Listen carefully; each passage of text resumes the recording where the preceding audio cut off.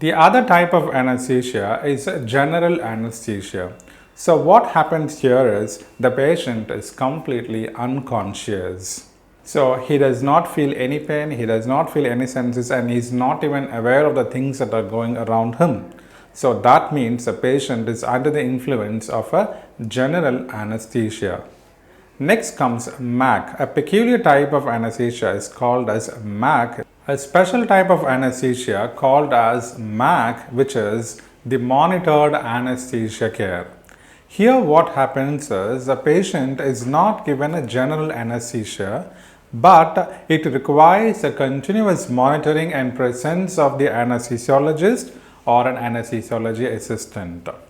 The reason here is the patient's physical condition has warranted not to give this general anesthesia in the first place. The patient is being kept continuously under monitoring, and perhaps if there is a need to convert, then the patient would be given a general anesthesia. Especially patients who are elderly patients, who have so much of chronic diseases, at that time they institute MAC anesthesia.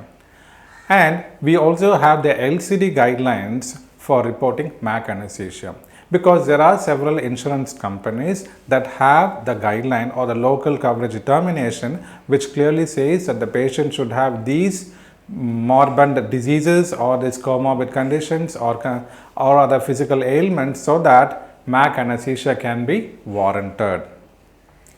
And next thing is, we already saw like the CPT manual gives a listing of anesthesia with or without anesthesia. Please refer to such NCD policies, whether you'll have to, this particular service qualifies as a MAC service or a GA service, because payers might deny this usage of MAC if the appropriate diagnosis of the medical necessities do not match. Okay. And another thing is, we already discussed about this under anesthesia stuff, right? So you should understand, whenever a procedure is being done under anesthesia, it always means general anesthesia, because general anesthesia has its own significance in this chapter or in the procedural service under anesthesiology.